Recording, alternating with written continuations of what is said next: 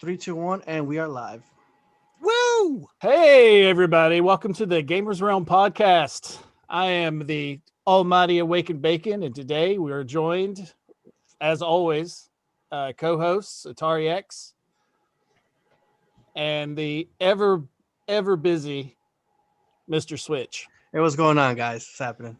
Uh, today we are joined by, this guy. You may not know this guy, but you know this guy. He's been the voice of some of your favorite characters, Mr. Brian Drummond. Hey, hello everyone. Glad I could be here. How you doing, Thanks man? for having me.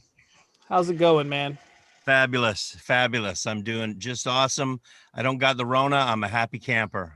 Oh man, I know. Somehow I've dodged that. I don't know safe. why. It keeps getting closer and closer. Isn't So- it? Yeah. I mean, every day you're like, you see the numbers, like, you're going grab some groceries or whatever, and that guy's getting a little close, but so far so good. Knock on some wood in the studio here. Yeah, right. Like back when it started, after a few months, you're like, a friend of a friend that might have gotten it. The friend of Yeah. a friend's grandfather, maybe. And Yeah. and then 6 months ago, it was like, oh, your friend's friends got it. And now it's like kind of family members. Nobody in my house, but Yeah. Now it's People neighbors that- and I don't yeah. know. Everybody knows somebody now. yeah. So I mean, Well, stay safe out there, everybody. We're gonna get through this Right. nonsense. yes, it's Heck yeah. very, Heck yeah. very real. Yep. That's why they do. That's why they keep us in our houses. Yeah. So what's up? You graduated from Studio 58. I did.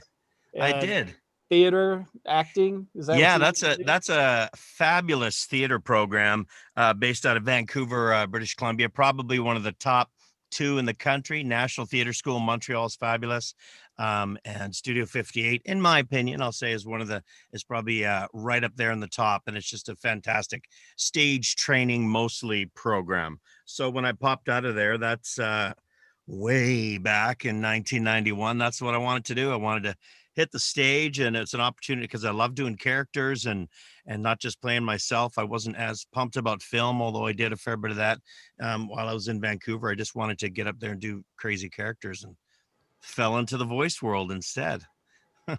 So was acting something that you wanted to do over voice acting, or was it just however it works out? 'Cause Well, you're I didn't good at even both. know, honestly, I didn't even know voice acting was a thing. I think back then, not a lot of us did. I mean, it's so prevalent now because with the internet, we all know who everybody is. You can track the voices, the characters. I mean, we just did, I knew the name Mel Blanc, and that was about it. I knew there were people who must have been the voices of the guys on the Flintstones or Scooby-Doo or the shows I watched, or Warner Brothers, Disney things, but I didn't know who they were or that it was even like a real job.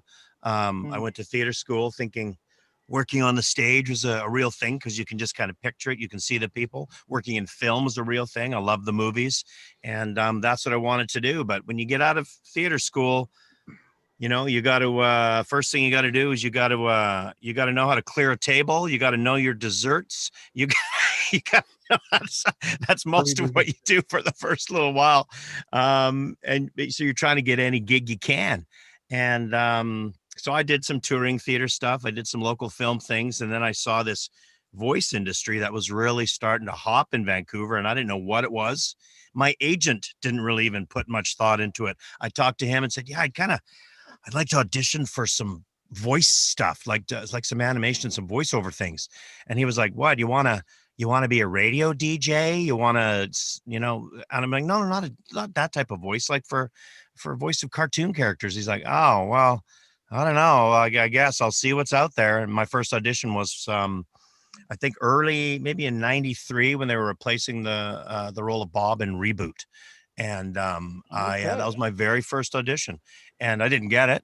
Ian Corlett, who a lot of people know as the first Goku in Dragon Ball Z in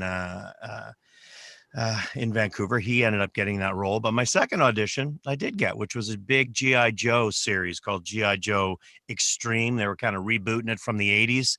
Those were the kind of Hulk and He-Man G.I. Joes, right? Where they were They were pretty beefy guys, but there was like an electric guitar playing guy called Metalhead that Matt Hale played, and I played a ballistics expert who was initially called Ballistic, but the was it CBS or ABC? I can't remember who was airing it. Did not like Ballistic. They just thought it was a little too aggro. So I ended up being Eagle Eye. They changed his name to Eagle Eye. He was a sharpshooter, kind of a Clint Eastwood kind of talking guy that just was the sharpshooter of the group. So that was my first gig, and it was just a blast. I worked with a ton of people that were phenomenal on that show, learned it, loved it, and then it went from there. Kind of like how they didn't like the name Snow Job in the original G.I. Joe series. Everybody. It happens, and with new series, they'll cast things and names change. They even changed a couple of the actors that were playing certain roles. They changed stories. Stuff changes all the time when it's new. When it's something that's been in the rhythm or for a while, like a Family Guy, Simpsons, those kind of shows, they could, it's usually not an issue. But a new show, there's a lot of cooks in the kitchen trying to get it right when it first comes out, and so lots of changes happen. Fortunately, I kept my job. They only changed the name of the character. They didn't ditch him off the team or anything. Right. Yeah, it was good. Right. It was great. I really enjoyed it. And then I said, I got to do more of this because I found it was as fun as theater, but it paid like film. You definitely did. You've been in so many things. Oh my God. Some of my favorite, of course, Vegeta, Dragon Ball Z. We'll get back to that in a minute. But Alan Shazar, I believe. Yeah, Vision of Escaflowne. Yeah, Escaflowne. Yeah. Ghost in the Shell, Inuyasha. Yeah. A character I feel like I've watched almost all of Inuyasha, but I'm not quite familiar with the character. I don't remember it. Renkatsu, yeah. Bald guy, tough, badass. He's in a certain arc of it, so he wasn't in all the episodes that they ran, but he was in an arc of a certain section. I played a couple of other sort of evil, sort of demon spawn type things too, but that guy appeared in a few, so it was fun. Yeah. Speaking of devil spawns, you're in Hamtaro too. I guess, yeah, and a few things in there. No, that was a fun show. I really like that, actually. I mean, it was a Monster Rancher, Yeah. I was, you're never too old to watch anime and all that, but no, I think the age limit that Monster Rancher was trying to get to, I might have been past that at that point. Past your, But I was still all over it. I was like, this is great. I love Monster. It was just wacky fun, and a ton of us that were on it, we were pretty accomplished at having done a lot of anime before. And Scott McNeil was on that, playing that crazy eyeball thing, Suezo. And it's so funny. I played Tiger of the Wind. Tiger, which is a wolf. He's called Tiger of the Wind, and he's a blue wolf. I was the most confusing thing when I auditioned for him, but I was like, so this is the tiger character, the wolf looking character? Yeah, but it was a fun one to do too. Yeah, blast. We did a lot of those. Do you feel like I guess is Vegeta, when did that come about? Like what period in your career? That was my very, very first dubbing audition ever. Was Dragon Ball Z. Yeah, it was my first, maybe my first or second gig after the G.I. Joe, when I played Eagle Eye on G.I. Joe. I think it might have been the very next thing I got. I didn't know anything about anime, like nothing. I didn't even know shows like Ranma and things that I'd watched as a kid, or Akira, or I didn't even know they were called anime. I didn't. I'd read the word in the early 90s and think it says this is anime. And it's like, oh no, there's an accent like anime. I'm like, oh, so it's like French? No, it's Japanese. Oh, what? Okay, whatever. But we have to dub some of these things from France. No, they're from Japan. Okay, we're dubbing these Japanese things. Yes, we are. We have to match the mouth flaps and put the new voices to them. And that was the very first one I got. Yeah, that's great. So it was in '96, right? No, not when that might have been when it aired. We started recording that, I believe, before that. Probably late 94, 95, maybe 95, but that's when it first aired. Yeah. Oh, wow. I remember watching Dragon Ball. Yeah. Like just before I was in high school when it started showing up on my TV, and it would come on and I'd have to watch it while I was getting ready for school, because I was straight up in high school. So, I was, a teenager doing high school stuff, dating and all this stuff, but I would still get up 30 minutes early to watch Dragon Ball on like some public access channel we had going on where I grew up. And then of course, Dragon Ball Z came out here. Yeah, it came out here about the first I remember it was probably 96, 97. Yeah. And You that know, was after school. Was that Toonami at 4:30 after school, or was that Cartoon Network? I can't even remember what first. Cartoon Network, yeah, I was Cartoon I was Network, out of right. school by then, but Yeah. yeah, so it was on Toonami. It was on. I feel like I watched it on something else before it came on Toonami, but maybe it came on like WGN in our area. Yeah, that's probably right. But I remember talking to lots of fans at cons that said they'd have to just bust ass to get home because it was on at 4:30 or something in the afternoon. So they had to boot it to get home after school to catch it because there were no PVRs and all that kind of stuff. And if you try to remind your mom, I put the VHS in the machine, please tape it for me if I miss it. And, they'd be running home to try and catch it because you wouldn't get it again if you missed an episode. So yeah, it was, right. it was the wild west of animation and anime at that time. I bet that's really the launching. Even people who don't watch anime know Dragon Ball Z. It's kind of the launching pad for a lot of people. I'd been watching a few things before, Dragon Ball Z. So I'm kind of an OG, but yeah. That was really, the thing that took off and really brought anime to America. Well, it was very different. It was a crazy different show. I don't think any kids or whether it was kids or teens or whoever turned the TV on would be going, what are we watching? It's like these guys are just screaming, beating the living hell out of each other, just power up and scream. I'm sure there were every mother in the kitchen was like, what are you watching in there? Turn that shit down. And just like, like that's not something you'd hear in a cartoon. Yeah, right? or the fact that the gang and all these guys doing their silly stuff, and these guys were just yelling and screaming and livid and power ups, and it was bizarre. But people were like, I gotta watch this; it's insane. Yeah, especially with the format. Especially I remember with the Frieza saga and the Cell saga, the battles in those episodes, like they'd be fighting for over half the season. Like it would just be 3-4 episodes of them floating in the sky screaming at each other, without, and that was just, it was amazing. Not amazing when you're recording it, when you show up in the studio and you're like, oh, we're doing 4 episodes today, Brian. Oh, great. And it's like, and you don't leave this little spot in the sky and nothing. It's not like on, when you do prelay shows, which is not a dubbed show, it's where we do all the recording before it's animated. You can make all those screams and fight sounds and do it all once, and they can reuse a ton of it, mix and match it, and put it all together after.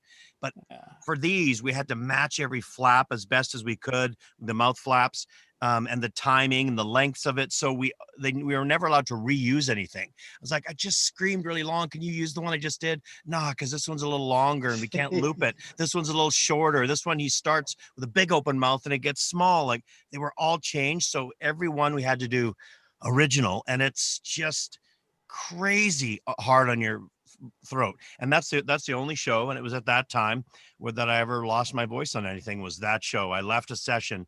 We've changed it since. We're only allowed to do 4-hour sessions on anything now, but it used to be you could do a full day, 8 hours.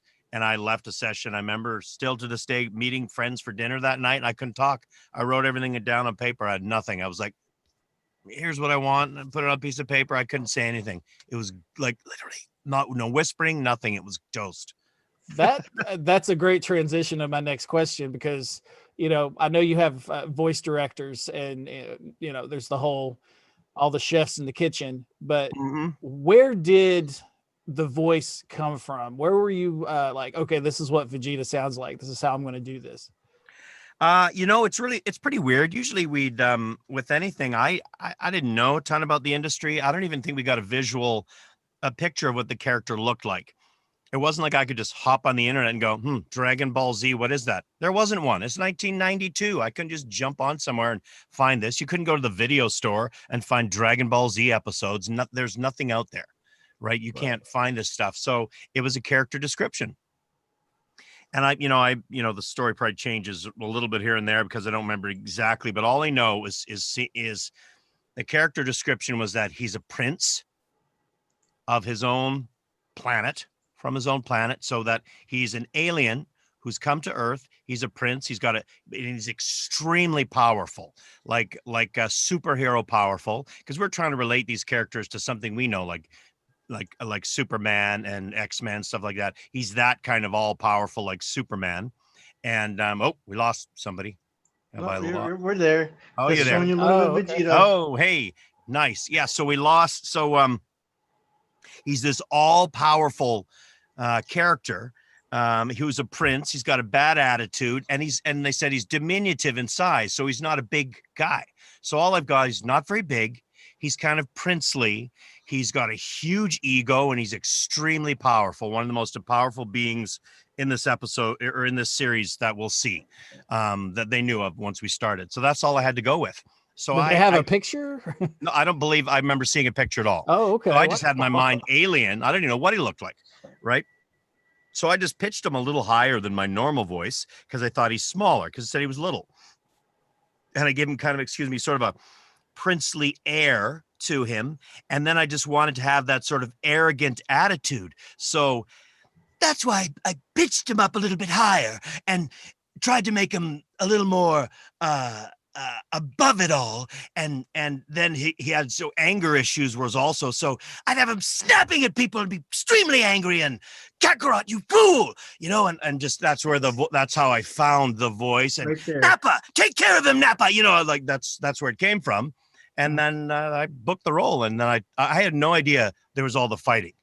None. They didn't say, are you good at screaming? Are you good at yelling your head off? I'm like, no. So I just thought it'd be a character that there'd be lots of scenes like this where he's talking down to people and doing. I didn't realize there was going to be all the yelling at all. So when you actually have a vocal choice like that, that's as pinched as it is, up here and have to scream and you make all these sounds. It's really hard on the voice. Oh, I Just bet. killer. So I don't, when the show moved to Dallas and Chris took over and sort of started in my range because they were supposed to match our voices once they moved the show. They were supposed to match the voices. It was kind of higher when Chris first started with it, but I'm pretty sure he, my guess is I haven't chatted with him about it, although we chat a fair bit.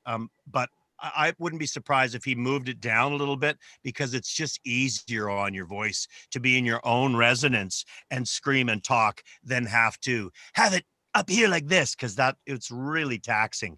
And it was just crazy time and really new to Vancouver to be doing that much dubbing work. And we had so many different shows on the go. We were sorry to see it go, but it's everybody moves things around as a company for whatever financial reasons. We didn't really know why, but we just heard it. They moved the show to Dallas and we're like, oh, okay, move on to the next thing. We're all doing a lot of other stuff, so it wasn't that big of a deal until down the road when you go, oh, this show's still pretty huge. Yes, that's it would have been nice to longevity. stay on that one. He He was had a always good run though. Yeah, Vegeta was always my favorite character. Like, and I'm not just saying that because you're here. It was because of his voice. It was because of his, diminutive kind of always talking down, always angry, you know, but he was still, I mean, even though he was kind of the bad guy in that first little segment there, he became such a prolific character, and so big in the storyline and one of the, I'd put him hero number 2 really, or 3 at the worst. He was always he's got a great character arc. Like because it was strange how the system worked out. The show moved and then it came back for us because I think Ocean had the rights for it for Canada and the UK because we continued to do all of Dragon Ball except for a small chunk of episodes we didn't do for some reason, but we started at 101 or something after he left and we continued to finish the show. So that's all of if you're in Canada, that's what you watched on YTV. If you're in the UK or Ireland, you watched our version. So anybody saw Dragon Ball Z, it's our stuff, is the stuff that they know. But it was a pretty bizarre time, but he's such a fun character because he doesn't stay just this one guy. He's not like Dr. Claw that never changes, right? He's always the bad guy, always trying to do it's or Skeletor or something like that doesn't sort of move and change sides a little bit. So that made him unique, I think. And when it spreads over that many episodes, you have a chance to actually play with the character and their storyline quite a bit. And it was just a real treat to play that guy. So when you started, you said you started in 94, 95 recording the voices. Yeah. How long did you do it before it was kind of over, because I don't know if I have all the years straight, but we did it for a couple of years because we were only got up to episode 60 or something, or 60 or 70, somewhere in there. So it was a couple of years we were working on it here, and then it just sort of stopped. I thought, oh, we're taking a break. We'll be coming back. I didn't know how many there were. I didn't know if there was 62 episodes or 100. We didn't have any of this information as actors. No one told me there's 300 of them, and then there's probably something else after that. Like, no clue. So I thought, oh, maybe we knew it wasn't done because we were still in the middle of some stuff. But then it moved, and we thought, oh, I guess costs or just prices are better. Canadian dollar was a little bit high right then, so it was probably more expensive to do it up here. Barry from Funimation was having to fly up here all the time, or to produce, and it's just probably a better price. So it sort of disappeared for a couple of years from us working on it, and then I think early 2000s maybe we got a call again. We're going to do more Dragon Ball Z, Right. and I was like, "What? It's back?" I'm like, "From Dallas? No, they're still doing their version, but we're going to continue with you guys, and it's going to show in YTV in Canada and the UK and whatnot." I was like, "Okay." So we went back at it and finished that up, a few years ago, and then it came back, and we ended up doing Kai as well. We did all of Kai, which I don't know where it's gone because I haven't seen it yet, or where it would have aired, or even on whether it would have went to a digital format somewhere. We actually did all of Kai as well. And that's it. And after we finished Kai, I hadn't done anything until Sabat called me up and wanted me to do Bubblegum Vegeta, or Play-Doh Vegeta, or cloned Vegeta in that episode. Right. Yeah. So when I came back and did that guy, it was that was pretty fun. Okay. And cool. that was what, 2 years ago or something like that. Okay. Yeah, I guess so. Guys, Oh, real man. quick, we got another member. Man, KOTETSU, what's going on, Hey, dude? how's it guys going? Hey, Tetsu. Hey man, you're late. He's just Yeah, watching I the Game know. Awards, right? I was doing a Game Award stream and I was like, man, I'm too tired. There's like nothing happening. They showed off the biggest thing already. I don't want to spoil it, but they showed off the huge Smash Bros reveal at the beginning of the show, and then after that, I'm like, I told everyone, like, I'm burnt out now. They did the best thing that burnt me out, so I don't want to say anymore. So and then nothing that really reached out and grabbed you. Huh? It's like, besides the Smash Bros thing, they had some cool stuff, but Yeah, it was like, okay, well, you guys, did your smoking gun in the beginning of the show, so now it's like, I don't need to sit here anymore. I can wait till everything Now else gets you uploaded. get to have the honors of Now I being get to be Brian. here and getting to talk Vegeta. to Brian, man. Yeah, it's actually So I'm really doing a cool. room raider here on you, man. And let's see. I don't know if I see any Vegeta go pops ahead. up there. I don't think I see any Vegeta pops. Oh, wait, hold on. Well, Oh, I don't have hold on. Hey, you're supposed to have hold a on, hold Vegeta on, pop in hold the on. background that you just Hold on. borrowed from somebody. bring it, Can you see it? Yeah. Okay, no, you can't see it. Oh, I can't even open it. Like, I have it's cool. My If it's sister a Vegeta body pillow, I don't want to see it. you know what? You know what? It's not. It's like somewhere under my bed, actually. So I'm not gonna bust that out on you, man. I don't want to do that. Yeah, you can just I'll bring believe it. you. But I trust but you. no, but my sister actually got me a DBZ cup that has like all the Saiyans from the Saiyan saga, and Vegeta's on there. You can't see him, and I was like, I don't want to open it because it's one of those like vintage things I don't want to open. Oh, I see. It's like it's a like- so- collector but- one. You don't want to bust open the box. But you know what? I have Vegito. Does that count? Like, I have Vegito. No. It's still Goku. It's still Vegeta in there. It's like- Hey, real quick, let's get into some more questions. Xavier or Atari X, did you have something for him? Yeah, I want to know, like, what was the most difficult voice he had to play Ever. It's the most difficult, I think, probably because of the fighting would be Vegeta. Of everything, I've done a lot of deep and crazy and screamy type characters, but never any that had to sort of fight for the length of time and for the amount of scenes that when I was doing it anyhow, that Vegeta had to. So that was by far. Whenever I got a character that was just kind of like when I got a similar time to when I was doing Dragon Ball Z, and I got Alan Shazar in Vision of Escaflowne, he was kind of just my own voice, this kind of guy that just talked. He never really, even when he fought, he didn't get really loud. Or Zex Marquis in Gundam Wing series was so easy on my. I just loved that. But Vegeta was the roughest by far. I've had some that have been pretty tough, but they're always shorter sort of stints of time. Like might be an episode or two, but Vegeta was so many episodes. Whenever I get a call and say, "Yeah, you got Dragon Ball Z on Friday for 4 hours," I'd be like, "Oh."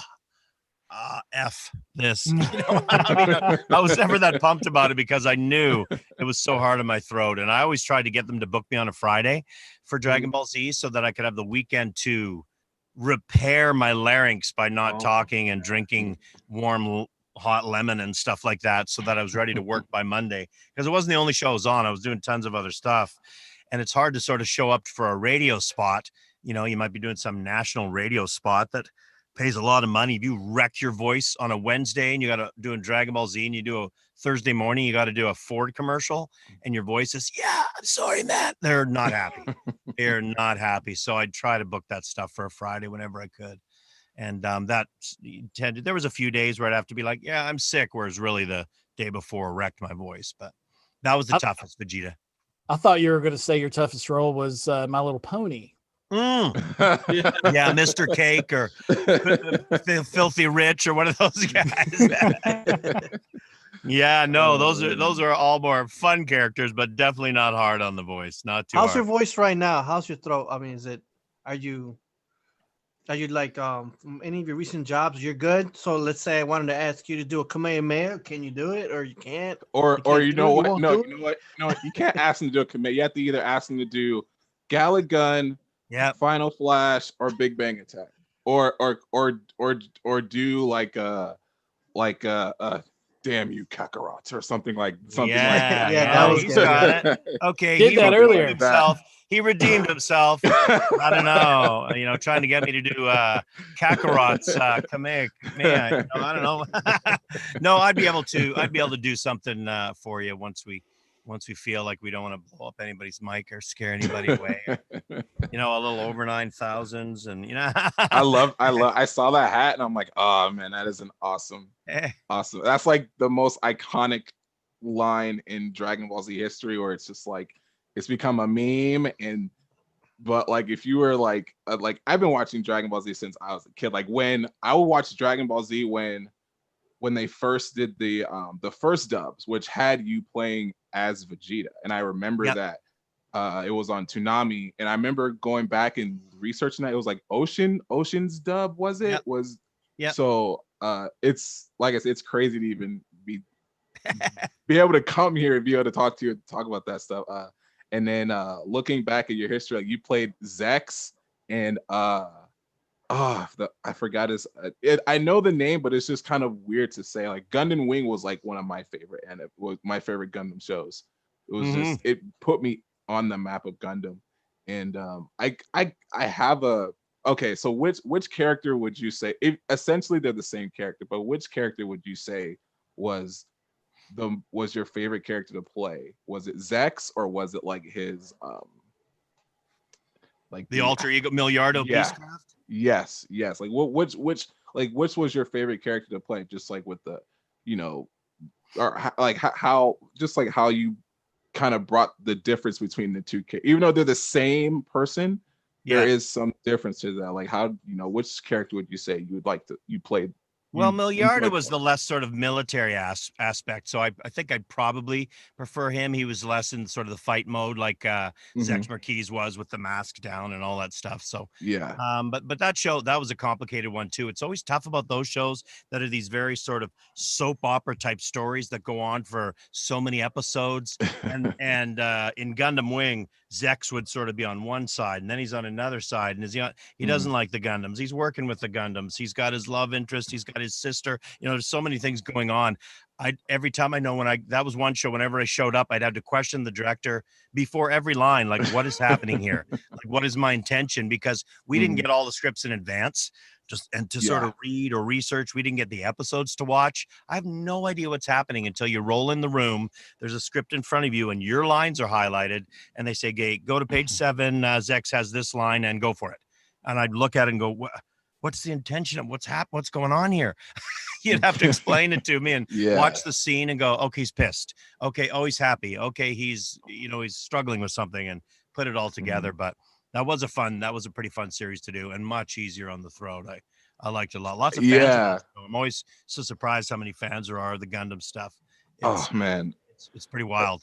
And that's crazy. I had like a 18-inch Gundam figure right here in my living room up until like a month ago. I'm still looking for it. I've had it. It's been here for like 6 years, and it's not here now. Sorry, man. I have like 3 Gundam models in my room that I didn't know at the time. They didn't have all the Gundam Wing stuff was like gone because it was a super popular. I was able to find like a Burning Gundam and Gundams from Gundam Seed VS Astra, and you played Andrew. Oh, his last name. Yes, he was I loved his character. He was a really cool character. And that's in Gundam Seed. Yeah, and the interesting thing too is that the fact that you played Zex in Gundam Wing, you played Hero in Gundam Dynasty Warriors Gundam, which I thought was pretty interesting to see that, because you played his adversary too. Yeah, you played his adversary and in the alter ego, but they didn't have you come and continue to play that character. They kind of threw you into the character you were like the opposite with. So you kind of had to say, all right, you had to learn who Hero was, even though you've done the show and you voiced with the voice you did that. It's like you still had to learn that character, even though you've been. Yeah, well, sometimes that weird stuff like that happens. You can show up on a show and they'll just throw a character at you. I was showing up to do Zex, and then they said, "Oh, you got to do Hero while you're here." I guess they couldn't get the actor at the time, and so we just read it as best as you can to sort of sound like this. And I was like, "Okay, well, I guess so." Right? Do what you're told. I couldn't tell until I actually went and looked. I was like, "Oh, he played Hero too." All right, that's bizarre.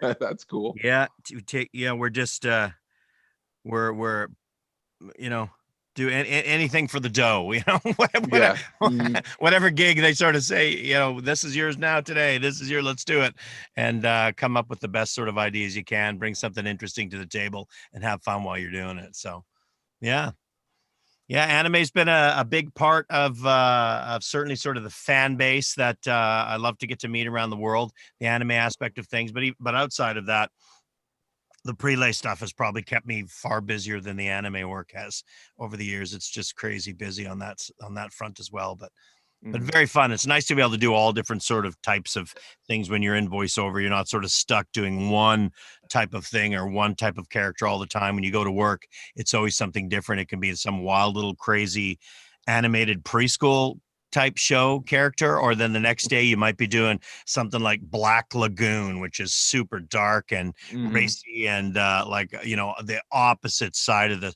spectrum of the work you might have done in the morning, and by the afternoon you're doing a completely different show. That's what makes what we do pretty interesting. That's cool. What is the big difference you would say between doing anime and doing more of the domestic animation that you've done, say like He-Man, Inspector Gadget, stuff like that? Yeah.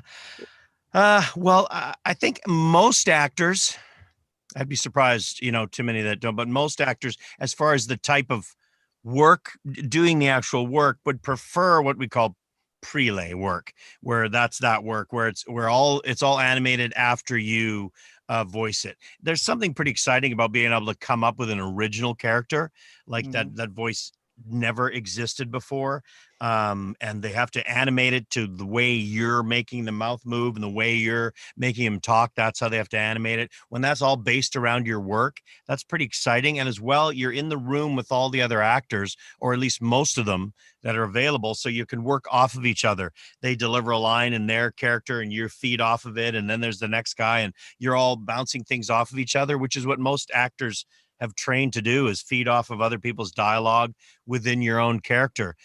Dubbing is very foreign to that, because you don't hear the other person deliver their line to you in most cases, unless they've recorded already and the engineer has a time to play it for you, what the other person did. But many times you don't. You might hear the foreign language version of what's said before you say your line. And then you have to just deliver your own version, but you have to do it in a very tight box because you can only say it in this length of time, and you have to match this type of cadence with the mouth flaps. So there's a certain way it has to be said. You don't have the freedom that you do with prelay work. And that freedom is pretty exciting. It's pretty fun. I did not know that. I didn't know prelay work was that you did the voices and then they animated. I thought all the even the the domestic cartoons were they do it. They have maybe some sort of voice doing it and the animators animate it the way that the director wants it to look, right? Yeah. And then you would come in and do the voice to match it, make it better, do the professional voice acting work. But yeah, well, that could be the case on certain things. That is the case when you have really big movie stars that do shows. So when you get the Tom Hanks and those guys that are coming in to do work, there'll be performers, actors that'll be hired to do a scratch track. So they'll want you to try to be sort of similar to this person's voice and sort of similar to that person's voice. Like when they did the Ratchet and Clank movie, I scratch tracked a lot of the characters in the movie and tried to be as close as I could because some of them weren't available till after. And then the animators can get started with something because they've got a vocal track, but you have to try and do it the way the other guy usually does it. So you put it together as best as you can the way the other voice was. And then the movie star, if Tom Hanks is able to come in only for a day, he might do something that's already partially animated. They still have time that they can change it, so he has some flexibility to how he reads it, but it'll be partially animated by a scratch track.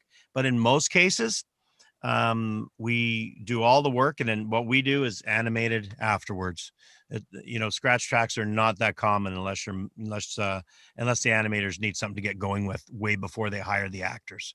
But it's super fun because you're in a room with 10 jackasses like us that are just feeding off each other, and it usually goes downhill real fast. It just turns into craziness. We're laughing our heads off doing fun stuff, and it's a little different when you're alone in a booth dubbing and it's just you and the dubbing director on the other side of the glass. You're just kind of by yourself and an engineer. So that's never nearly as fun. It's kind of like going out for drinks by yourself, right? It's a lot different if you can go with 10 people, right? Right. Oh, that's interesting. Guys, I'm announcing our late bloomer, Mr. Triforce is jumping in. I'm sure he was probably just finishing the Game Awards too. Waste of time. He's time. here. Wasn't it? That's what I hear. Time. I should have just I been didn't in here. watch it. Should have been in here, man. Wasn't The it? whole time Yo. should have been right here with Brian, dude. I was telling them that. He regrets I was telling them that they did. I don't want to tell them that who they revealed, but they did. The Smash was revealed at the beginning, so it took all the energy out of me. So I was like, I'm kind of done watching this. No, it just sucks. Period. Like let's not take any time away from Vegeta talking about this hot. Oh, of course not. Of course not. Of course not. So yes. We can't see you, Triforce, just so you know. Oh no, because I'm still streaming. I just have the stream muted, so it's using my camera. Oh god. Yeah. So in fact, let me. Oh, see. you were streaming the thing. Okay, I see what you're. Yeah, because it's technically still going. Atari X. Did you have any other questions for Brian? Let's see. How about video game voices? What were you like? What are your fond memories of doing voice work for video games? Well, there's not as much video game work based out of where we are as LA. It tends to be most of it's in LA. We're in just north of the border in Canada and Vancouver. Lots of animation up here, fair bit of dubbing, but there's not a mountain of video game work. Actually, as far as the video game production side, there's a ton of it, but not a lot of the voice work is done in Vancouver. But I've worked on a few things, and you like some Warhammer stuff, which that stuff's actually pretty. That's probably would be second worst on my voice was some Warhammer stuff that I did. All these, big orc war bosses, and you're screaming and doing stuff like that nonstop, and you have to do so many different takes of the ways you die, which have got to be as violent as possible. It's like, okay, now this is a sword through your back. This is an axe to your head. This is a kick to the groin. This is a punch in the stomach sound. And then you got to do all the opposite. Now you're throwing a punch. You're throwing a leg kick. You're swinging a mace. You're swinging a hammer, and you do hundreds and hundreds of those sounds, so they have as many as possible. That stuff can be pretty rough and pretty tedious. It's nice. It's nice though that the gaming industry is changing so much more to allow a lot more acting and a lot more dialogue, cut scenes, all that type of stuff. It's way more fun now than it was when we were just there for all the sounds that the character makes when you make a certain choice, and not a lot of dialogue. And if the dialogue was there, it was really, limited stuff, just a few words, a couple lines looking for somebody. And but now it has changed where it's far more interesting. I'd love to do a lot more of it. It would be a lot of fun, but it's not. I don't have as nearly as much of that on my resume as the prelay work and the dubbing stuff. So Awaken, take it from there, dude. You did, and one of my other big favorite characters that you did, and I'm sure with a lot of people here, Wolverine Origins. Yes. Yeah. You voiced the Man. That was probably was that kind of a rough on the voice too, because he's got kind of a gruff voice. Well, Wolverine, it's more tough on the voice, but I was so pumped, like, as a kid, X-Men comics and watching the original X-Men stuff. I was just blown away to be able to get it.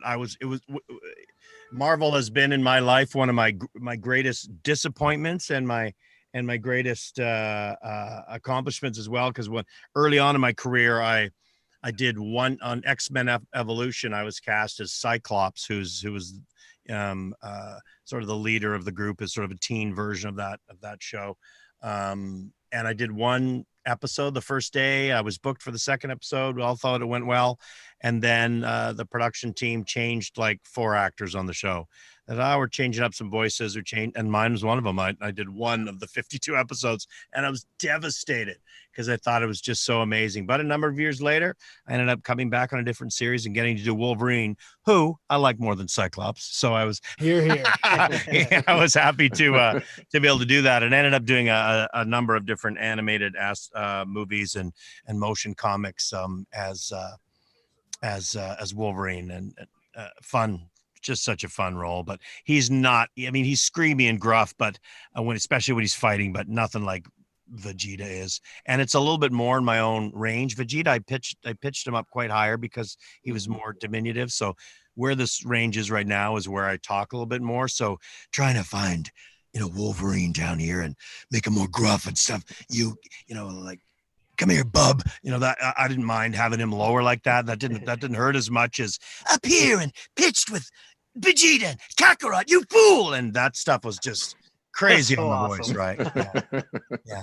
It trips me out. So good. You've done so many voices. Like you have been so your first role was Vegeta that you got in 95, 94. Yeah. So you've been basically working steady in the voice acting business 25 years. Yeah. Much. Man, that is impressive. It's pretty wild. I was just on, someone just had actually tweeted me a video shot of behind the voice actors website, and for a number of roles. And I already know behind the voice actors is missing a bunch of my roles, but different roles that I've played, and it has lists of who's played the most roles in all of animation, and they have like 5,000 actors on there, but I looked and I was number 26 for the most roles played of anybody, just peaking out at like 659 or something like that they have on their site. So it's pretty wild. Wild. That's not bad at all. Yeah. I think I gotta have to try and jack it up a little bit so I can climb up the ladder. And I know they're missing a few of my roles. So, but yeah, it's been busy. It's been fabulous. I never thought that was what I was going to do when I went through theater school. But when you fall into something, no matter what it is that you like the company, the people are a big part of it too. There's just not the attitudes that there is in most of the time in film and TV. There's just a fabulous group of performers in voiceover. The work is fun. The pay is phenomenal. The character options that at least I get to play. I've always been sort of a character actor, from the little crazy, monster type roles to big guys to villains. So I've been able to play lots of characters, not sort of getting trapped with a hero type singular voice, but and that's, I think, what everybody as a performer just wishes to be able to do is, lots of characters and work with great people. Just like you guys, when you're running something like this, you stick around doing it because you're doing it with good people. If there was a bunch of, buttheads that you were working with, or you wouldn't last long. You'd be like, I can't handle this. I can't handle the attitudes, or it's a busy business for sure. Like, I mean, for me, I got, let's say, since April, we had a few people come in, a few people had left. It was hard for me sometimes to say, you know what, I'm sorry, kind of thing. But you got to play with the best. That's what's best for the podcast, or the best for whatever it is that we do. So, well, especially it's like that with shows. That there's got to be an energy and a rapport, and that's part of what's fun about doing the prelay type work. When you're working off another performer, you've got an energy and that can come not just from the dialogue, but when you work with another person. Comedy comes from comic duos really well, and action sequences come from the right pairings of characters. And that's what's going to happen with these podcasts too. You have certain people that can work off each other really well and bounce ideas off each other, and it makes it so much more enjoyable to the viewer to watch when you guys can put a show together that people like watching. Your energy and then the topics that come up just make it fun. Makes a better product when you can bounce ideas off of each other, and that no question that forms a new idea that normally wouldn't have been thought of in any other way. Exactly. Yeah, no, absolutely. Triforce, do you have something for Brian? Yeah, two major questions. It's just, and since we're talking about the original voice of Vegeta, nothing against Chris or anything like that. We're going all the way back. Have you ever, because you've been Vegeta's voice, we're going back to Dragon Ball Z, right? Yep. And you've watched the character develop. Yep. Did you ever get attached to the character to a point where you're waiting for him to get some type of shine? Or was it just the voice of Vegeta? I don't get too attached to the characters. No, yeah, well, we always get a little bit attached to our characters, and I think it's exciting for anybody when a fan base gets attached to them as well, right? I enjoy the roles that I play, but I never get so attached that it's upsetting if you lose the role to someone else. But it was always, I always knew that was just, that's what the business is. You get one role, and because I've taken over roles for other people where they moved on with someone else and I got hired to replace them. That's happened with me. And so I know it's just part of the business. So you try not to get too attached, but with a show like Dragon Ball Z that's gone on for so long, it's hard not to. And what's kind of wild about, like I was talking with the guys earlier, was we didn't, it's not like someone showed us, okay, here's the 300 episodes of Dragon Ball Z, check it out and see what this guy's character arc is. We don't see any of that. We roll in, and when I had my first day, I hadn't seen a single episode, a single frame of anything on day one. And I walk in, I'm like, here it is. Here's their first opening scene. Just here's his line. Try and match those lips flaps as best you can. Okay, what's going on here? I don't know. They've just arrived to Earth and they're getting out of their pods, and you're saying some shit. Okay, That's crazy that you didn't get a picture or something, because the character already existed. You guys were dubbing it over. They didn't give you some sort of visual reference to go by. Yeah. Well, a lot of times, sometimes that's, you might not have been in the studio at the time, or a lot of shows now, there's so many NDAs, non-disclosure agreements we have to sign. We we do tons of auditions, and I would say right now the majority of my auditions, which are MP3s that we put together from our own studios at home, I'm never seeing a character picture for probably 90% of them, because they just don't want, because they're having to send everything out via email, that I'm gonna have a copy, this person have a copy, and it gets worrisome that new visuals of this new Marvel show, and we don't want anyone to know, first off, that we're auditioning for it, and we know these what the character drawings look like at this point, because you guys get a hold of something like this, people rip it apart or jump all over it, or things happen before you even have a chance to get a show off the ground. So we don't see a lot of stuff at all right now like we used to. Early on, we get to see a lot of design stuff, but we hardly, and I love being able to see design stuff because it informs my choices a lot more when I can see what's his face look like, so what does his mouth look like, what is this, it's like, he's pretty ripped, he's kind of a scrawny guy, just lots of options, and you can play opposite of it. He's a huge guy, give him a tiny voice. He's a little guy, give him a big voice. I went with the smaller, more princely voice, but Sabbath's given him kind of a bigger, tough guy voice. Like it's more deep and gravelly, which still works for a small guy. I know lots of small guys that have big voices, but I also know bigger guys that you if you just heard them on the phone and then bumped into them, you're like, I didn't know you were 6'5", like you've got this little voice, right? So there's nothing that says you can't play opposite, but yeah, I don't even know what the question was anymore, but it leads into my second question.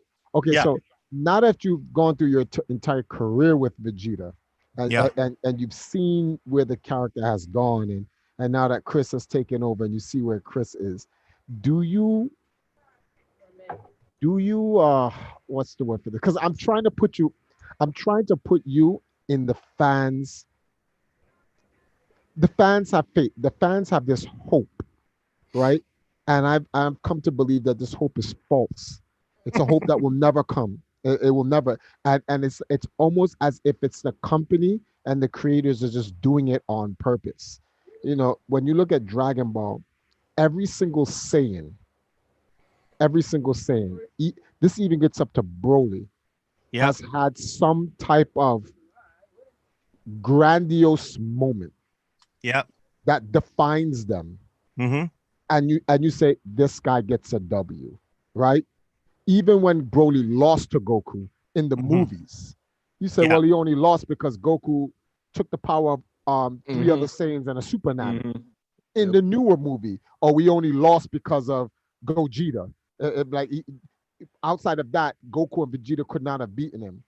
Trunks has beaten Zamasu, gone back to his future, beaten both all of the androids, and he was instrumental helping in the main timeline to prepare them to defeat Cell, right? Gohan, he's even beaten Cell. Shit, he's even as a movie, he's beaten Bojack. I'm like, shit, he's even had his own movie where him and his little brother Goten had a chance at Broly. Goku comes down, helps them out, whatever the case may be. Shit, even Kid Trunks even helped in the father and son Kamehameha against Broly. Everyone has done something. You can say, something, in this movie, in this saga, if not for this guy could not have won. They were the pinnacle. They were the finale, the reason. Except Vegeta. And he's the most developed character. That's not true. Not saying. He's literally the most developed character in the actual franchise. Yeah. He's more developed than Goku. And I'm talking about, go give him Goku in Dragon Ball. Yeah. Vegeta is still more developed. Yeah. Look what they did to him in the Moro arc. Yeah. So I'm asking you, and this is up for all the fans, do you feel disappointed that they won't give this guy a win? Maybe that's what just keeps everybody coming back.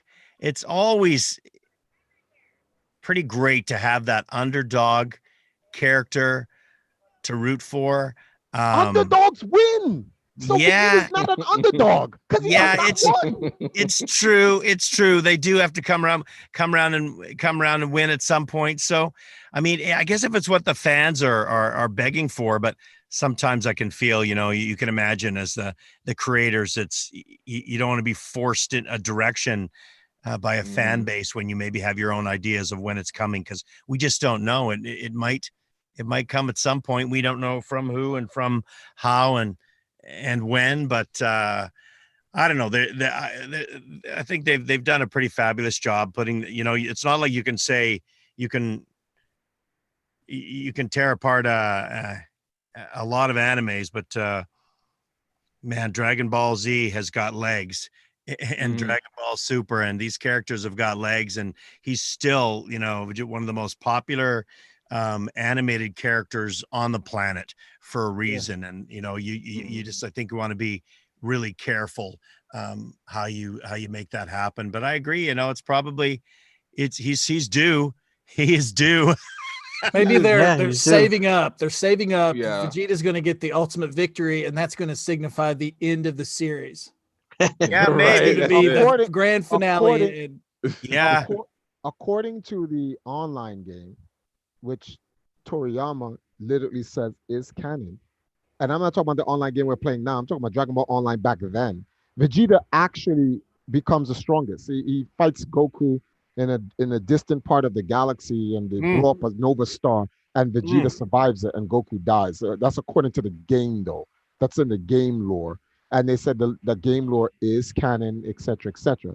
But like, with where they're going with this right now, it doesn't matter, because it's almost as like look what they did with Dragon Ball Super Broly. Yeah, it literally just nullified anything of Broly in the past. It doesn't. None of that means anything. Yeah, that's true.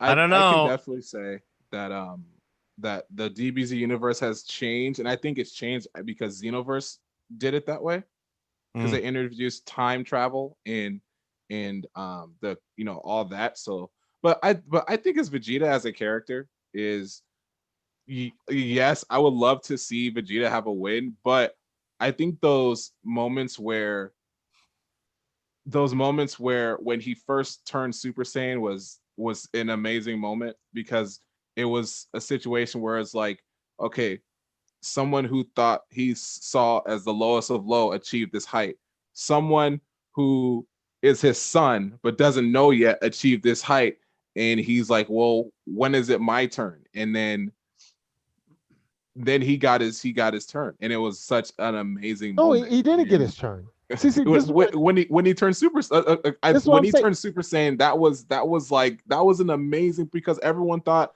okay, no, Vegeta. It wasn't. See, what you missed right there is when he saw his future son come down and turn into a Super Saiyan. Remember his line? What is this? Super Saiyan bargain sale? That's true. It came out what you. I'm sure you remember that line, Brian, because you're the one who said it. So we might have had a different version of that line in the Canadian version that we did in the Ocean dub. It might have been slightly different than bargain sale. I'm gonna have to have a look back and see what we said. Okay, but either way, him becoming a Super Saiyan after his future son took away. Okay, let's put it like this: which one would have had more of an impact? Him becoming Super Saiyan and defeating the android, then his son from the future came as a Super Saiyan, or the first one we have? Clearly, if he had became a Super Saiyan before he met his future son who was a Super Saiyan, the impact of him turning into a Super Saiyan would have been better. Because you have Goku, and then the next iteration of a Super Saiyan is someone from the future. So it already foreshadows to you that in the future he's gonna get it. So when he turned into it, you're like, well, we know that Trunks is his son. So if his son turned Super Saiyan, he clearly had to have turned Super Saiyan. But Vegeta wasn't the one who trained Trunks. It was Gohan. But that's not the point. The point is this: is that if you see that the son, so the son from the future is trained by Gohan. Gohan's a little kid. Gohan becomes a Super Saiyan. You can automatically, so if Gohan became a Super Saiyan and he trained Trunks to become a Super Saiyan, the Vegeta had to become a Super Saiyan. Or you're gonna tell me Goku, Gohan, and Trunks all became Super Saiyan, but in the future, Vegeta did not. No, you're not gonna believe that. So when I saw it, yeah, I was like, oh, okay, well, obviously. That's the first thing I thought. I was like, obviously. It was not a surprise. It's like that if you look at everything that they do to Vegeta as a character, and I don't mean to turn this into a Vegeta thing, it's just that Vegeta fans who are going to be watching this interview they're going to bring these things up, and they're going to be like, man, I wish some of these things were answered by the guy who first voiced Vegeta. Well, you know what? We only wish we were given as much information as you think we're given, Triforce Man. Like, but God, I'm telling you, if we had as much knowledge beforehand of where these shows would move and what the characters changes would happen and what relationships there'd be so many more interesting decisions we could make. But wow, when we first are doing these things, we're flying by the seat of our pants. Even with Chris producing the shows and directing some of them, they're still seeing it for the first time, sometimes the days before they're doing them. And yes, and I completely understand it. That's why that's why my questions I'm framing the questions as post. My questions are based to you from a post, because there's nothing you could have done then. So that's why I'm asking, like, when you look at Vegeta now, so this is after everything is done. I'm asking, like, you know, as the original voice of Vegeta, how do you feel in terms of like where the character is at versus what your opinion and what you would like for the character, so that fans can hear from you're the closest. You and Chris are the closest to Vegeta than anyone will ever be, except for the people also in Japan who voices Japanese voice, because you guys bring life to the character through his verbiage. So, and I think I'd put the writers up there with as close as them they too, could be, because I mean they're the ones that create this life. We have to bring voice to that. Without without the writers and the artists, we're I feel like we're still a little bit down the line. And having not, I don't feel like I can be, give as much breadth to the answer of a question like that. Having not been the voice through Super. So, I mean, that's just a chunk of a lot of Vegeta's story that's not been a part of my career, only doing Z and Kai. I don't have that sort of that breadth of experience of having done Super and seeing what's coming, down the line with the new with the new story and the moral line and all, with a moral storyline and all that stuff.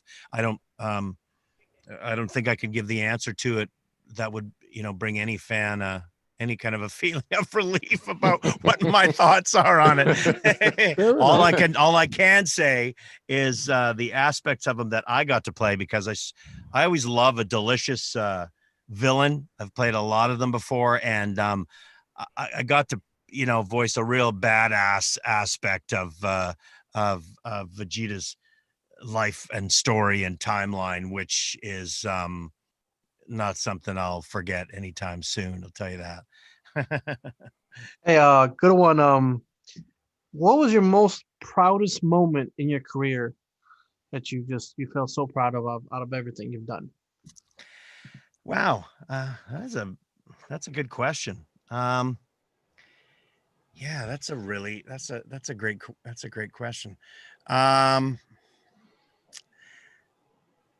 I'd probably say, because it was kind of midway through my career where things were really starting to roll, but it's still a lot of work.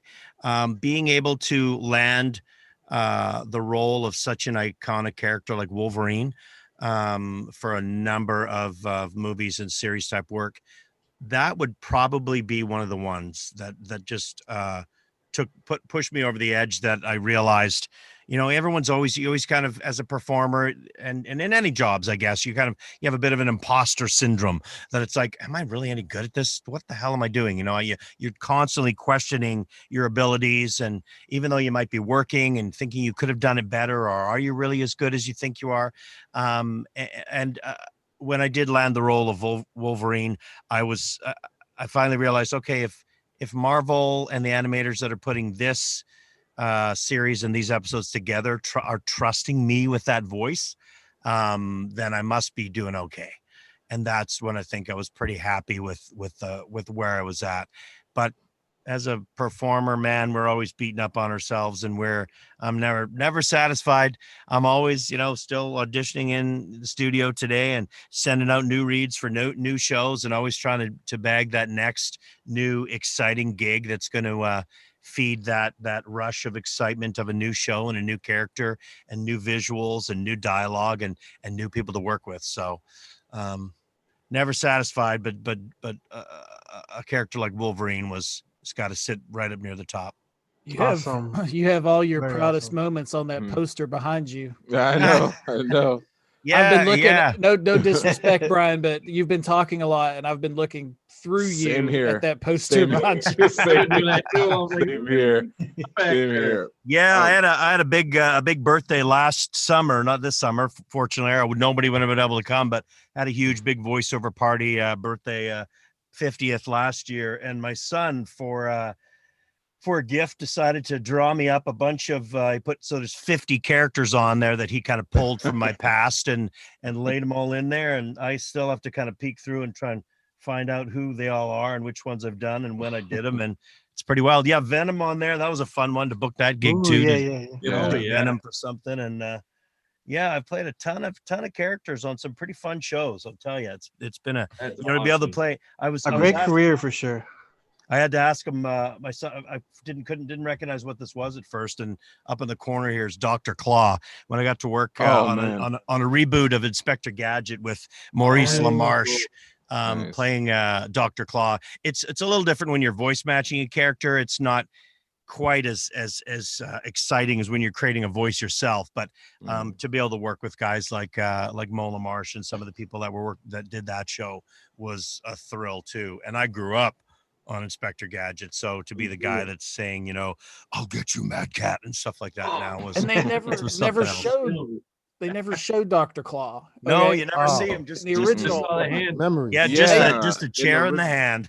They That's made how an it's supposed to action be. figure of Dr. Claw back in the 90s. I believe it was the 90s, maybe early 2000s, from a later series. Was it just a chair? No, it was an old dude. It was Oh, that's terrible. mustache and gray hair, looked like nothing that you would think Dr. Claw would look like. No, that's why that's one of those ones you'd never want to see. You never want it to turn around. It's like Ever. everyone has their own image of what he is, and you've ruined it for all. No one's going to get it right. Yeah. I think what ruined it for me was when they did that. They did the Inspector Gadget movie, and you see Claw, and I was just like, wait, what? Like, I thought he's supposed to be sitting in this shadowy figure, and you just see his claw, and then they actually showed who Claw was, and I just kind of like, okay, well, that's all I'm seeing now. I can't imagine anything else because you took that imagination away from me. Yeah, our imaginations are just they're so much better. That's why I love a great horror movie where you don't see too much. Yeah. I can scare the shit out of myself more than anybody can design, right? Just with what I think is happening and what I don't see. I want to touch on something you mentioned earlier, Brian, where you said that that Marvel trusted you with this iconic character. And when you said that, I was looking back at you're doing Vegeta and doing other anime characters. Like, it's funny because you don't know how big they're going to be until they're released out here. Like Vegeta was a character that you gave like, I guess you can say, its own life out here in the States to where he became who he was. And then when you have a role like Wolverine where you're like, this character is already on this pedestal, can I do it? And then you're able to pull it off. It's something completely different. So I think that was just cool how you kind of put that, where you're like, as a voice actor, when you take on these characters that already have a legacy, it's like you said, can I be on that pedestal, that legacy of the character?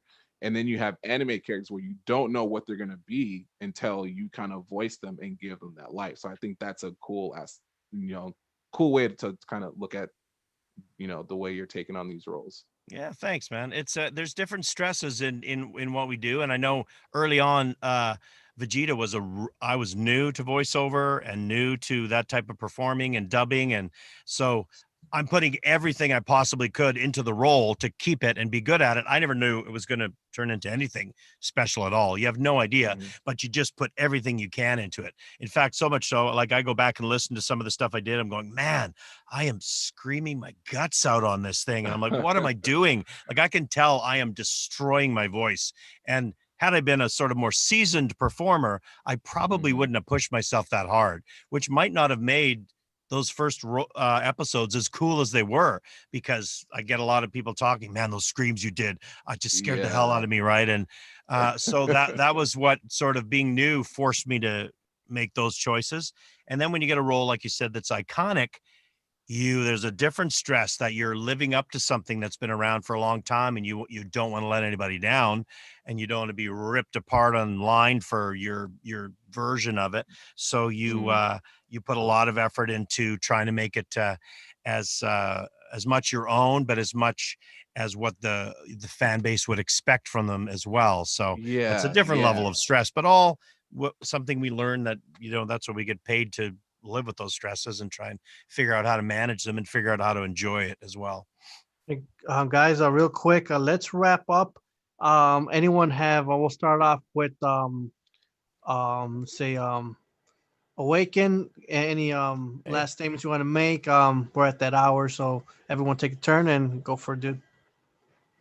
Yeah, actually, you mentioned earlier that, in the time we're living in, you do a lot of voices probably from your house, and you use recording equipment and stuff. Like a home studio.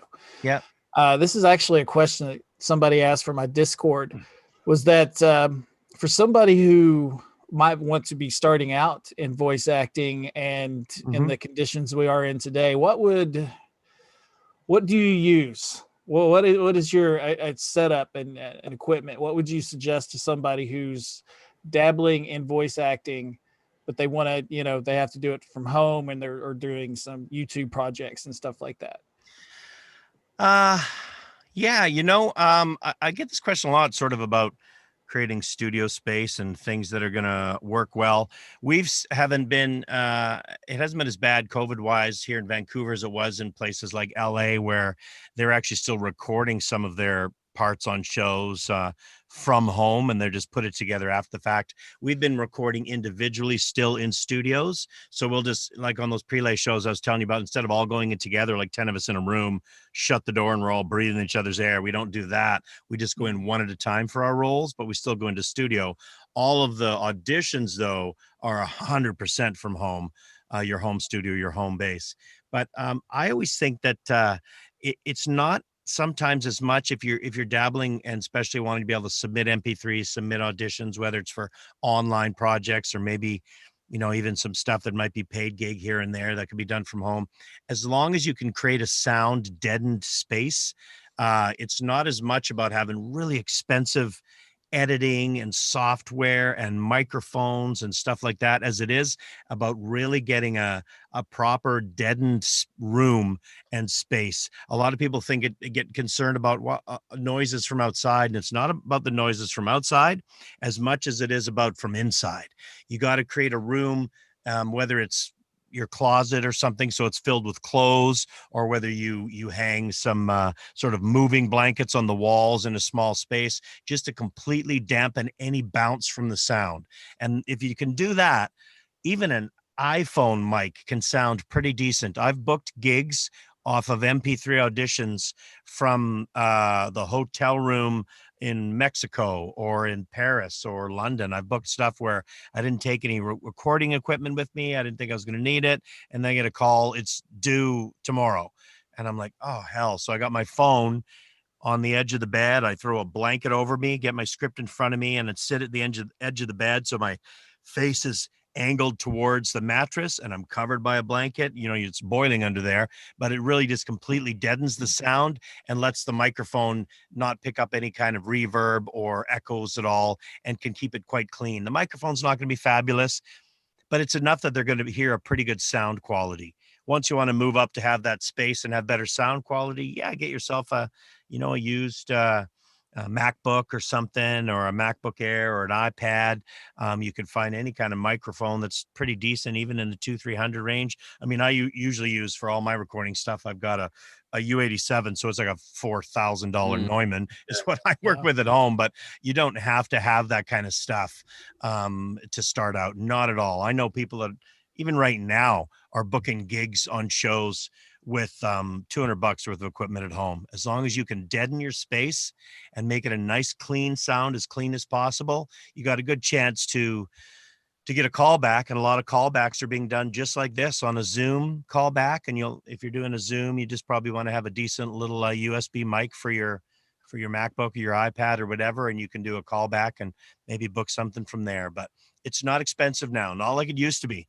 You can cut your own stuff at home. When I first tried to put project together, I'd have to pay for studio time, pay for an engineer, pay for studio, pay for dub. Like the amount of work and cost it was early on is incredible. Now, boy, anybody can put something together, and you can throw it up online and have an opportunity to have it listened to by tons of people if you create the right type of buzz about it. So it's not an expensive industry. Once you do want to work and get paid and make some money, it does become a little more important. It might not be anymore. Like with this COVID thing has really changed a lot of stuff that has made the industry think about how can we make this work better from people just being able to do their work at home. I don't like that much because I love being in the room with everybody else, but it's certainly an opportunity for people to not have to be in the center where the work happens to book the work. Because it used to be, I'd tell people, man, well, you kind of got to be where it's happening. You got to be in LA or New York or Vancouver or Toronto or Dallas, where a lot of this work is and where the studios are. You're just not going to book. Now, though, it's a little bit different story. I think people are going to start to rethink some of these things. And if you can get the right equipment and the right recording software and microphones and studio space at home, you might be able to work from pretty much anywhere. I wouldn't be surprised if in 10 years, whole shows are put together, the pacing and bandwidth is better, and we'll all be able to work with groups of, you guys are here and there's someone in LA, somebody in New York, and we're all recording the same show at the same time right now, live. And that's probably the route this is going on the planet. We're not going to all have to be in a studio in LA together or be in a studio in Vancouver. It's changing. I think that's changing a lot in location as well, because I think there's a lot of movement from LA and California in general because of the conditions there, because I mean, think of it now here in the States, Marvel Studios films their movies in Atlanta, Georgia, and there's other studios that are moving to, out east, southeast in Tennessee and Atlanta. So. Well, they're finding that with the animation side of things. When they shut down here, there's a ton of animation that happens here in Vancouver. Video games, programming, series work, movies, Ren and Stimpy. Not Ren and Stimpy. Rick and Morty. Tons of stuff that's animated here, voiced elsewhere. But they ended up in scenarios where all those animators can't be in those packed up rows upon rows with their computers in those buildings anymore.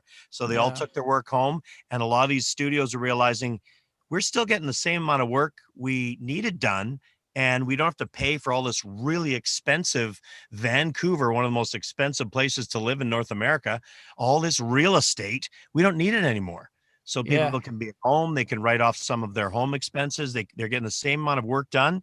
They have Zoom meetings to talk about the work that happened, and they can do it at home. So there's going to be a shift because of this. It's created a shift in the industry, and I think it'll open the doors to some people that are not sitting in the middle of LA going, oh, I want to do this, but I don't live anywhere near Hollywood. You might not have to anymore. You just got to, I think so, have the right training and the right desire to make it happen and get yourself out there, and you could probably do it. There's a lot of competition from all over the goddamn world now to compete. Everybody is coming in from everywhere for my job. I mean, there's a lot of good animation and voice work coming from, small YouTube videos. There is that are doing it from their desk, and somebody's doing the animation. There's this one guy who does both. I mean, he has people come in, but he voices the main character and does fine animation. His name is escaping me at the moment, but yeah, exactly. It's going to shift. It's going to be different, and to answer, your question or my question, and I can answer, hey, Discord, did you hear Brian says do it under your bed with your iPhone? Yeah. That's all you got to do. That's all you got to do. You don't need a good microphone. You just need the right action. Yeah, that's right. Okay, cool. How about you, Atari X? Any final words or questions? Yeah, what's in the future for you, Brian? What's in the future for me? Well, I'm still same old, working away on animation. But it's funny. I was just talking to some the other day, because some friends that I know that work in theater, which is, I feel terrible for, because have just been killed because live shows are 9 months of no work when you're doing live work, like the New York Broadway people in LA, Vancouver, wherever they do stage stuff, are getting killed by. But there's someone who ran a theater school that recently retired, and I was like, oh wow, we're retiring already. And then realized that she had worked there for well over 30 years. And then I realized I graduated from Studio 58 in the spring of 91. So this spring, I've been a professional actor for 30 years. And a lot of people, when they work at something for 30 years, it's like, I'm done. I retire. And it's pretty funny. For me, I kind of feel like I'm just getting warmed up. Your voice doesn't change a ton as you age. I think when you get maybe into 80s, it's really going to start to get affected just because of you gets tired easier. But I'm still having a great time with it, and I could still see myself playing around. I might be playing Santa Claus more often than the young hero, but I still be doing a lot of this stuff, playing around with different ideas, and supporting my kids who do a lot of the same type of stuff too. A couple of them are voiceover and production people, so Cool. I'll be supporting them best I can. And I might be, I was thinking, as I started to get a little bit older, I'd be taking a few more trips and holidays places. And I'm like, fuck, I can't go anywhere either. You can't even get on a plane. I'm like, I want to go to Hawaii. Nope, I guess I'm not going to Hawaii. I guess I'm not going to LA. I'm not going anywhere. Too bad, right? Oh man. Tetsu? I have more of gratitude, like, for for me, you've given me my childhood with you helped my fanatic obsession of Dragon Ball Z, and I always tell people, I was like, yeah, man, Chris Sabat wasn't the first one. It was this guy. I grew up with the Ocean dub and the movies and everything and all the characters that you voiced, like with Gundam playing as Zex. I was like, dude, he plays Zex. Oh my gosh. Okay. I have to. So just from me and from all the fans who wish they had the opportunity, thank you for giving us so many awesome voices. You say you have to play the Santa Claus character, but it's always like this best awesome character that you like, that you play. Even the villains are just like this really lively and just enthusiastic or whatever villains that are just like really cool, that bring that part of the character to life. So we thank you, and thank you for giving us your time here today. Oh, thank you. I Awesome. appreciate that. I'm humbled, absolutely humbled to hear that. Thanks so much, man. Triforce, do you have something for us? Yes, definitely. I'm gonna pitch a job to you in the future, since you said what's the word for that? You have a lot more to go in you. So if according to the manga and Dragon, because I keep up with it, I'm on the different websites, and I forgot the name of the site. I can't believe I go there all the time, but they still keep up on the Dragon Ball, and I'm on it 24/7. I'm even waiting, what is it, 10 more days for the new chapter on Viz for Dragon Ball Super to come out. They're supposed to be at some point going to Universe 6, where Vegeta is gonna meet. Kaba promised Vegeta that he would introduce him to the Saiyan King that's alive there, and Kaba says he's a lot like you. And I'm just throwing this out there. How godlike would it be if you played the voice of the King of the Saiyans in Universe 6 using Vegeta's original voice, and Chris would use the modern Vegeta voice today? I'm just putting that out there.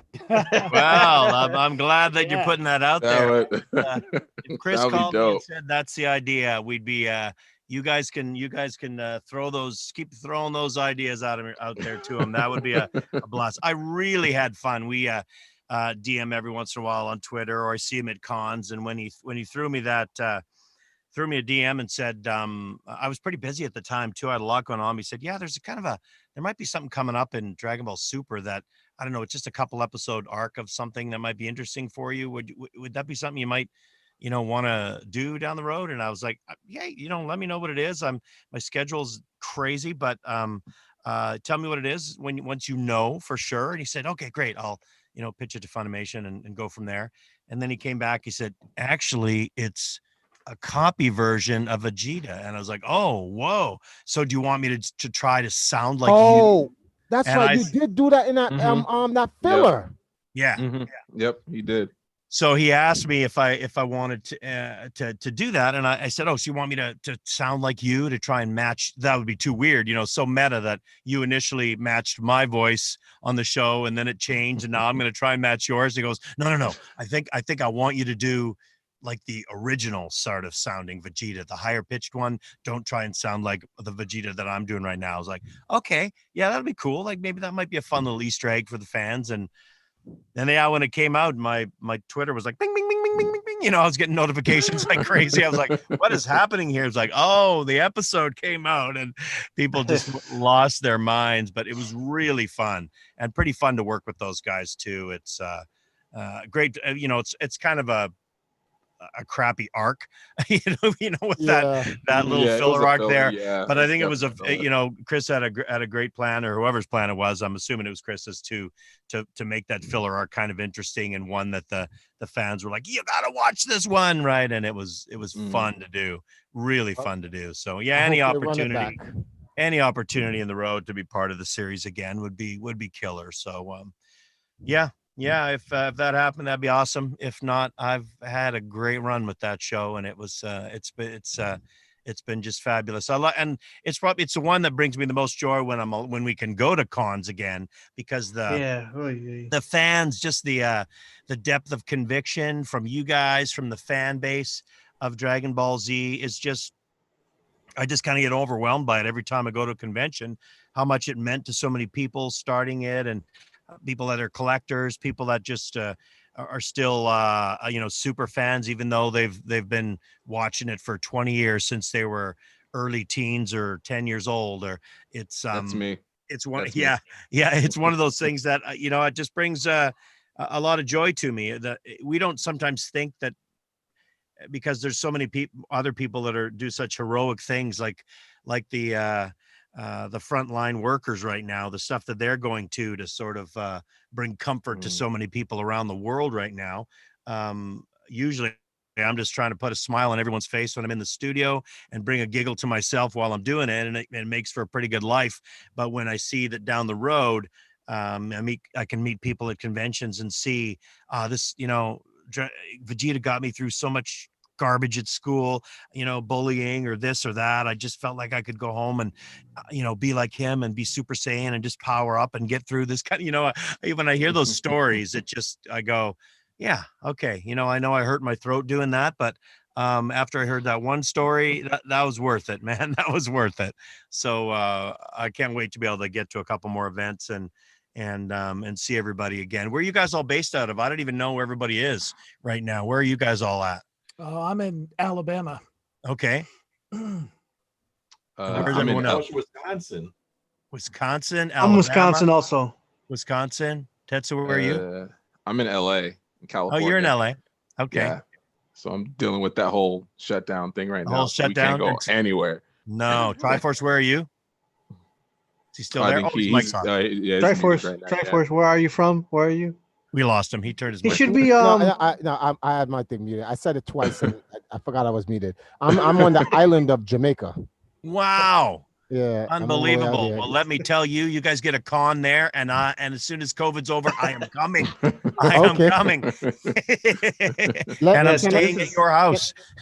Can I ask you, are you under any NDAs in terms of like you can't do the voice at like shows, cons, online, or anything like that? NDAs, non-disclosure agreements, are Usually only for new stuff. Like there's a ton of NDAs I have signed right now, and on shows I'm working on, I can't say anything about. So pretty much, I never do once something is on has been airing and it's either on Netflix or online or streaming or on TV. I can do voices and do whatever for anything. Okay, but not perfect. for stuff that's new. That's newer that people may have heard about. But if I've signed an NDA, I can't do. If he wants to do the Kamehameha, he can if he wants to. But it's just I am not doing. Actually, I just want him to recite the greatest line Vegeta has ever said. Let's hear it. Right, I'm going to crush you and throw you to the wind. Wow. I do this for you, Boomer, and Trunks, and even you, Kakarot. That is the greatest line in the history of Vegeta. Wow. Not this one. Yeah, that's what I thought. I was like, it's honest. I was waiting. Say that one. It's over 9,000. That's what brought Vegeta in. Yeah. And we know him. But when he said, and I'll do this even for you, that made everyone look at Vegeta and go, you know something? Yeah. That's a G right there. You can't sit here and say that was not the turning point for Vegeta. Absolutely. Well, what a thrill, you guys. This was fabulous. We only look at it, you see, you can roll through an hour and a half and it doesn't even feel like it. Yeah. I know. That's a good sign. That's a good sign when you're doing something and you feel like you're just having beers with your buddies. That's a good sign. Yeah, we're just missing the beers. Dang. I'm very happy. I'm very happy I thought I missed this when I jumped on. I was like, wait, they only been on for 19 minutes. I was like, let me see if I can.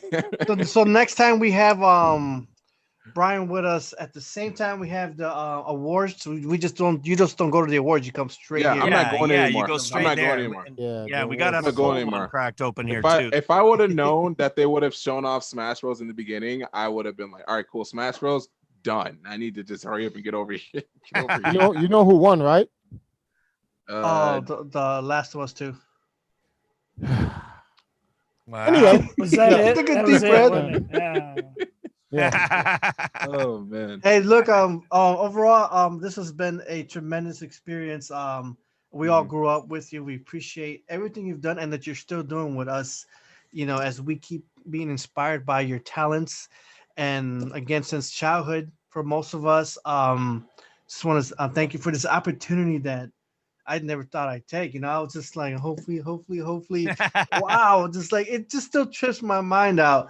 And it's just it's amazing. And how you brought us all together and just to talk about what you've been up to and things like that. So we appreciate you so much. I appreciate that, man. Definitely been an awesome experience. So much. Now's a good time to ask people to be on the show during COVID. Our lives are pretty. We don't go out at night. We don't go anywhere. We don't do. It's like to pop into our studios and have a conversation with somebody is it's a good time to probably grab some people because they don't have any excuses. That they're no, I'm really busy tonight. I'm going to the movie. You're not going anywhere. No cons to go to. You got nothing. You're at home. No, there's no cons. There's especially in the evenings. No cons. No events. No, you can't go out. Nobody's partying. It's like you're just free, right? So it's a good time. It's been a brilliant conversation. This has been so much fun. I was looking forward to this. Oh, great, guys. Especially after, knowing everything that you've done and things that I knew and loved. And you were right there doing it the whole time. For the past 25 years, you've been right there doing your thing. And that's fantastic. What blows me away is nobody brought up Death Note. No Ryuk fans out there. Hey, wait. Hold on. I was going to, but the thing with I didn't get too much into Death Note. I know who Ryuk is, but I never got into it. When I first know, I was like, oh, you did both of them. You did the one from the anime and you did the one from the movie. Yeah. But I have controversies about the movie, so I did not want to bring up Death Note at all. Yeah, but it was cool that you played a character like that, though. It was cool you played Pretty Ryuki, though. That was cool. I sat and watched a lot of Death Note for the first time, and it was 2000. Everyone's screaming Death Note right now on the chat box right now. Death Note. It was 2008. Death Note, Death Note. It was actually at the Birmingham Magic City Comic-Con. It was like the only Comic-Con, big Comic-Con they ever had here in Birmingham. And they had a anime viewing room, and there was a 4-hour chunk of Death Note that was being played. So out of everything that was going on, I went into this tiny room. There was probably about 20 other people in there. And I sat and I watched Death Note in the middle of this big Comic-Con with cosplayers and everything going on. I went in there and for that whole like 4-hour chunk and just watched Death Note. It was great. Which is not fun when you're sitting by a Ryuk with those big ass wings and you're trying to get out of the way. I'm trying. Yeah, there was a couple. Oh man. Well, fabulous, you guys. I had a great time. Feel free to reach out again down the road, or give me a poke, and we'll chat sometime down the road too if something cool happens.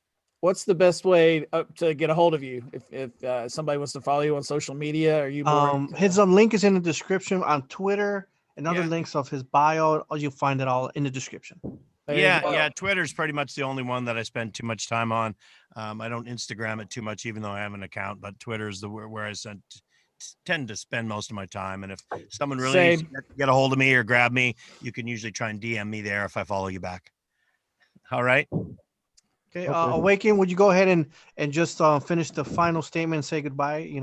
We'll just. Oh yeah. Like I said, man, this has been a fun conversation, and I just recently followed you on Twitter yesterday. Sorry, my voice is cracking. But this has been fun, and hopefully you'll come back again someday. Man. Talk to us again. We'd love to have you. But we're gonna get out of here. We'll talk to you later. All right. Tari X, Mr. Switch, everybody. Hi, first Tatsu, Tari X, everybody. Peace. Thanks, Brian. Stay safe, everybody. Bye, Brian. Be safe. You too. Bye-bye. All right. Mrs. Switch. Yep.